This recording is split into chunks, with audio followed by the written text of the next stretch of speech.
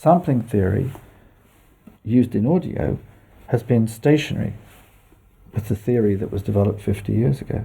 Although we can increase sample rates to get a better sound, the sound quality does go up, but it only goes up a small amount. And the sort of a good analogy to this is you could think about if we had polluted water, we could make it cleaner by pouring lots and lots of clean water in.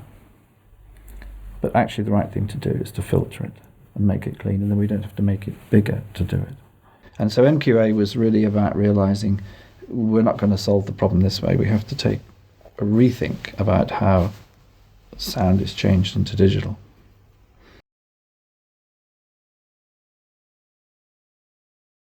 The big breakthrough for us came in the last 15 years, if you like. When I started, all the thinking was around psychoacoustics, and it was psychoacoustics and that kind of thinking that brought many of the methods and much of the thinking that's used in studios today. It brought us the concepts behind MP3 and AAC. But neuroscientists took a very different view of how we try to understand how people can hear, and instead of measuring humans with frequencies and whistles and tones and noises, we use the sounds of nature, the sounds of the real world. And the neuroscientists have shown us that when you examine how our hearing works in this context, you get a much deeper understanding of the bits that are important.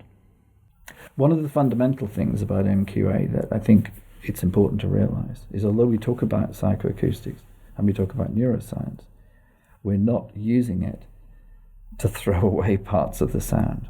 You know, some audio coding methods do that.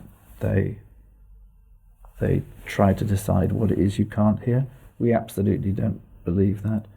Human hearing is so sensitive, so incredibly acute, you can't mess with the sound. The question that we're answering is, what are the parts of the sound that it's really important to defend and protect and to deliver?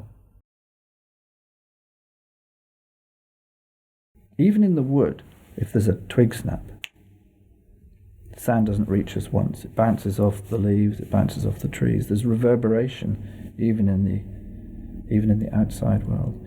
And with a lot of the music that we listen to, or the sounds that we listen to when we come to the studio, the sounds are never heard once, they're heard several times. The problem with the way that digital is recorded is that this timing information gets blurred. It gets smeared, so we're not sure how far away things are. We're not sure how big they are. We're not sure exactly when they stop and start. So it's just not natural. And you may not even be aware of that. And with MQA, none of that happens. Everything's in its place, and it sounds natural, and you don't even think about it. So we could take a recording that was originally made at 176 or 352 kilohertz, 24-bit.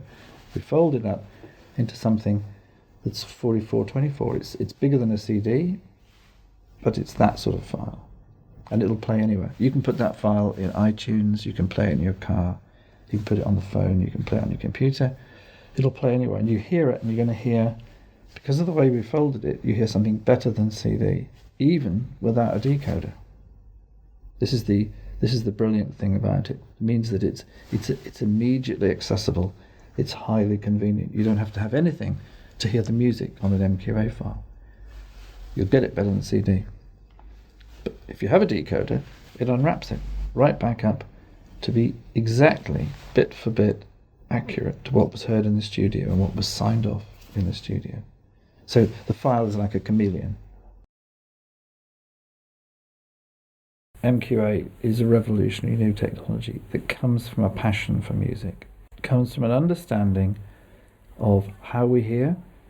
It takes advantage of a lot of work that's been done in the last 20 years on neuroscience and sampling. And to do that, we've put it together into a form that makes a set of studio tools, an encoder, and a decoder that you can have in your phone or in your house that delivers the real thing. It's the first opportunity to have the authentic sound of the studio actually delivered, and for you to know you've got it and to enjoy it. And we believe that when you hear more, when you get the details of the sound, you enjoy it more.